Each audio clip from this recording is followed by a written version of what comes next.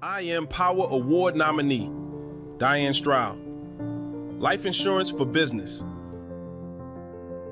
Life insurance is important for businesses because businesses have a life.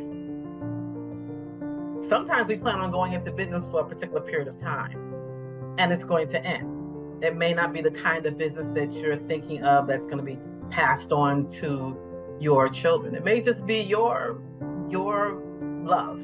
That business is your love, and you know it's going to end when you end. So you want to have life insurance on that business in case you pass away early.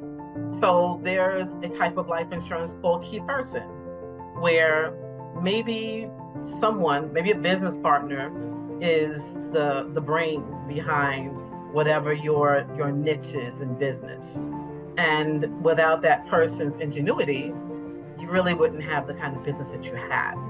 So you get insurance out on that person. So in case they pass away prematurely, there's at least money to either resolve the business, dissolve the business rather, and pay off whatever partners, or it gives you time to try and find someone else to replace that person's ingenuity.